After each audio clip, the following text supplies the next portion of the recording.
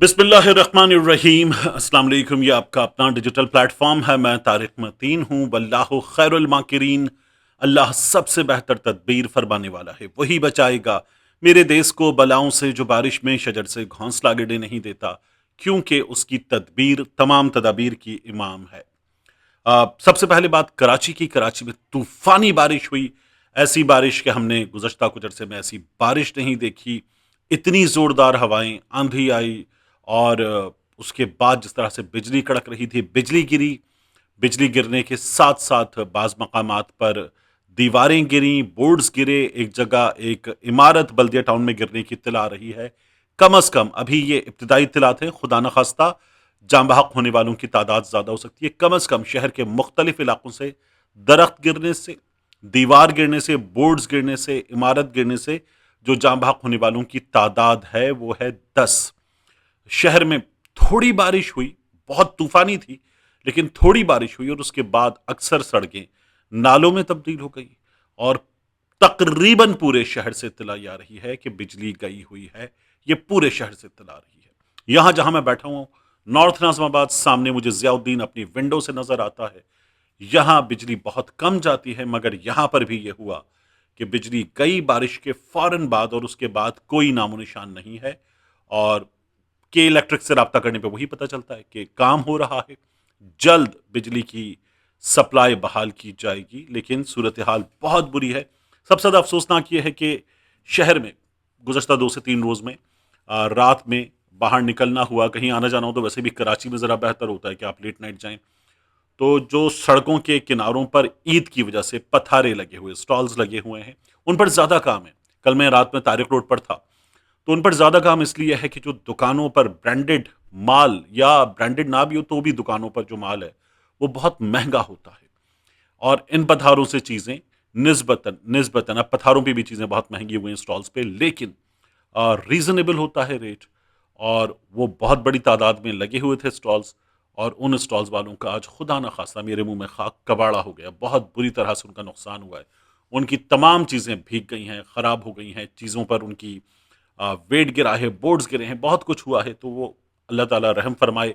बेचारे गरीब चंद पैसे कमाने के लिए मेहनत कर रहे थे, जान मार रहे थे, उनके साथ बहुत बुरा हुआ है। दुआ कीजिए कि अल्लाह ताला हम सब के हाल पर रहम फरमाए। इसके बाद डीजीआईएसपीआर साहब ने एक इंटरव्यू दिया। ये इंटरव्यू डीजीआईएसपीआर साहब ने सबसे पहले तो ये जान लीजिए कि हामिद मीर साहब को दिया। मैं ये देखता हूं कि नून लीग के सपोर्टर्स हामिद मीर साहब को, पीटीआई वाले भी उनसे बहुत नाराज रहते हैं, लेकिन स्पेशली पीएमएलएन के सपोर्टर्स तो हामिद मीर साहब को गद्दार, मुल्क दुश्मन, नून लीग का दुश्मन, और वो जो 8 फरवरी 2024 के इलेक्शन में होता है ना, अब ये कलमा पढ़ के झूठ बोलेगा, वो उस तरह के जुमलों की वजह से वो हामिद मीर साहब के दुश्मन बने हुए नून लीग वाले। और वो कहते हैं ये फौज का भी दुश्मन है, ये एजेंसियों का भी दुश्मन है, ये दुश्मन का एजेंट है, हामिद मीर साहब के लिए होता है। उनको डीजीएसपीआर साहब ने इंटरव्यू दिया है। तो इस पर वैसे ही वो ऐसा लग रहा था किसी तवे पे बैठ गए नून लीग के सपोर्टर्स। हुआ क्या, अहमद शरीफ चौधरी साहब ने जो इंटरव्यू दिया उसमें वो बहुत ज्यादा गुस्से में, बहुत बरहम, बहुत आग बगूला नजर आए, बहुत शदीद गुस्से में नजर आए। अहमद शरीफ चौधरी साहब ने यह भी बता दिया अफगानिस्तान को कि अब हमें आप कहते रहते हैं सब्र करें, जब हम आपसे दहशतगर्दों के बारे में, टीटीपी वालों के बारे में बात करते हैं, अब आप जरा सब्र करें। तो उन्होंने ये कहा कि पाकिस्तान अफगान तालिबान से मुज़ाकरात के लिए तैयार है, लेकिन शर्त यह है कि दहशतगर्दों को पाकिस्तान के हवाले किया जाए। उन्होंने ये भी कहा कि अफगान तालिबान फैसला कर लें कि वो टीटीपी, तहरीक तालिबान पाकिस्तान, कलदम, उनका साथ देते हैं या पाकिस्तान के साथ अमन चाहते हैं।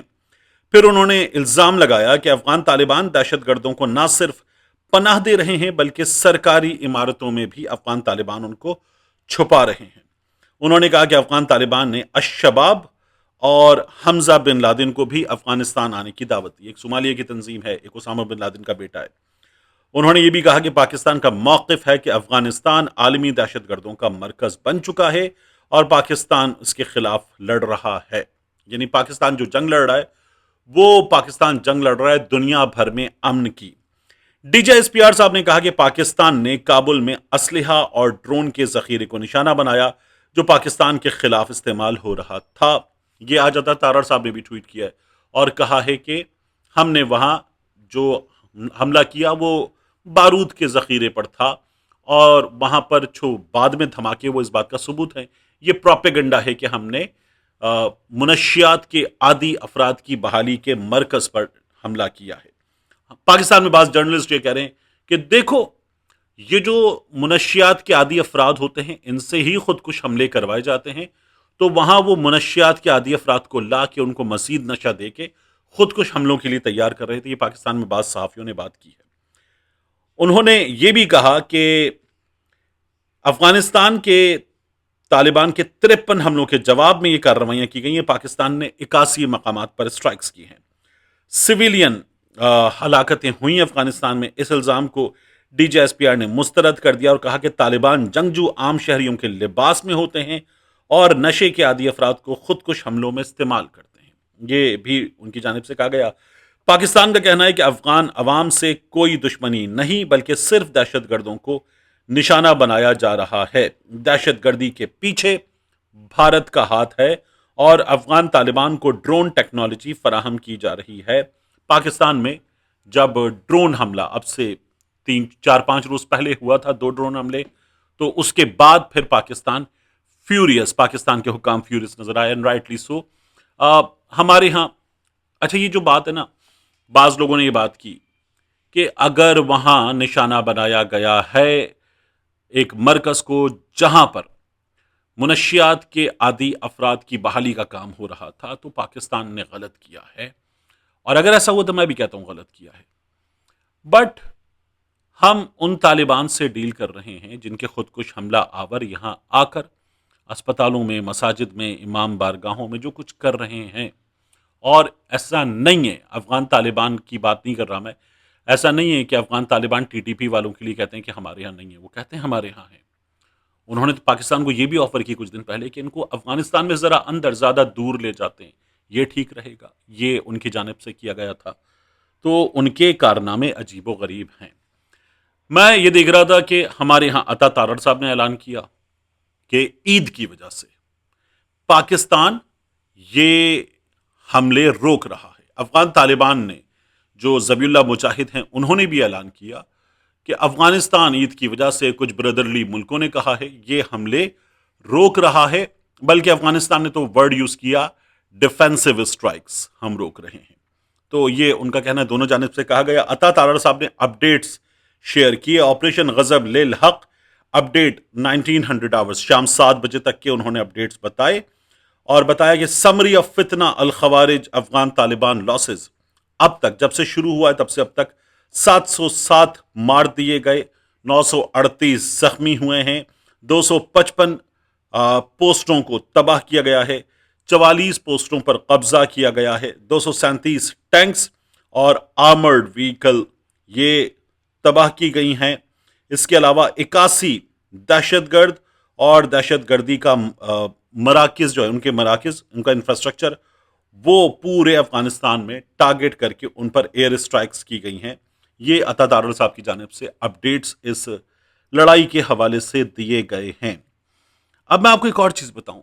آج یہ ایرانین حکام کی جانب سے کہا گیا ہے کہ اسرائیل میں میزائلز کی بارش کی گئی ہے، اور ٹھیک ٹھاک ہم نے دیکھا. وہ جو ہمیں فوٹیج نظر آتی ہے نا کہ اس میں ایئر ڈیفنس سسٹم کے جو میزائل ہیں وہ بھی جاتے ہیں اور آنے والے میزائل کو روکنے کی کوشش کرتے ہیں، لیکن اس کے باوجود بھی ہٹ ہوتے ہیں. تو سوشل میڈیا آج تو بھرا ہوا ہے ویڈیوز سے، اور 100 سے زائد ٹارگٹس ہٹ ہوئے ہیں، یہ ایرانین حکام کا کہنا ہے. اور ان کا یہ کہنا ہے کہ 100+ اسرائیلیوں کی ہلاکتیں ہوئی ہیں جب سے یہ شروع ہوا ہے سلسلہ. امریکہ اور اسرائیل نے حملہ کیا ہے تب سے اب تک امریکہ کے 600 فوجی مار دیے ہیں، یہ دعویٰ کیا گیا ہے. آج فوٹیجز آ رہی ہیں دبئی کی، ابو دھابی کی، اس کے علاوہ سعودی عرب کی مختلف مقامات کی، جہاں پر ایرانین ٹارگٹ کیے گئے ہیں، اسٹرائکس کی گئی ہیں، اور ٹھیک ٹھاک اسٹرائکس کی گئی ہیں. تو ان کی بنا پر جو شہری ہیں وہ ان کو شیئر کر رہے ہیں، اور یہاں پر کئی شہریوں کے خلاف کارروائیاں کی گئیں، گرفتار کیے گئے کہ آپ کو منع کیا گیا ہے کہ آپ یہ ویڈیوز شیئر نہیں کریں گے، آپ کر رہے ہیں، آپ کے خلاف کارروائی ہوگی. اور اس تمام تر صورتحال کے درمیان ابھی بھی ویڈیوز آ رہی ہیں، شہری یہ ویڈیوز شیئر کرتے ہیں. اور کوئی قطر کا رہنے والا ہو، کوئی سعودی عرب میں ریاض کا رہنے والا ہو، کوئی ابو دھابی کا رہنے والا ہو، ایک شخص پاکستانی اور جاں بحق ہوا ہے. تو ان تمام چیزوں کے درمیان جو ویڈیو بنانے والا ہے وہ اس تمام کریک ڈاؤن کے باوجود کہ آپ ویڈیوز شیئر نہیں کر سکتے، وہ ویڈیوز شیئر کر رہے ہیں، اور وہ ویڈیوز جو شیئر کرتے ہیں نا وہ انتہائی جوش اور جذبات سے، خوشی سے بھرے ہوئے انداز میں شیئر کرتے ہیں کہ زبردست اسٹرائک کر دی، مار دیا، کیا بات ہے، اور جا کے لگا ایئر ڈیفنس سسٹم کو چکما دے کر لگا۔ تو یہ ہمارے سامنے وہاں سے سچویشن آ رہی ہے، یہ اپنے آپ میں بہت بڑی چیز ہے کہ وہاں کے شہری اس بات پہ خوش ہیں کہ وہاں امریکی اہداف ہٹ ہو رہے ہیں۔ اب اس تمام تر صورتحال میں ساؤتھ پارس فیلڈ پر حملہ، ایران نے خطے میں امریکی ملکیت یا زیر نظام تیل تنصیبات کو نشانہ بنانے کا اعلان کیا ہے، اور ساتھ میں حماس نے فلسطینی کاز کی حمایت میں کردار ادا کرنے پر علی لاریجانی کو خراج تحسین پیش کیا ہے۔ حماس نے اس سے پہلے معاف کیجیے گا، ایک بار یہ کہا تھا کہ ایران خطے کے ممالک میں جو بھلے امریکی اہداف ہیں ان کو نشانہ نہ بنائے، لیکن اب جب علی لاریجانی صاحب کی شہادت ہو گئی، خامنہئی صاحب کی شہادت ہو گئی، مسلسل وہاں پر یہ کام کیا جا رہا ہے امریکہ اور اسرائیل کی جانب سے، تو اب حماس خراج تحسین پیش کر رہا ہے ایرانین حملوں کو۔ ملتے ہیں انشاءاللہ آپ سے اگلی ویڈیو میں۔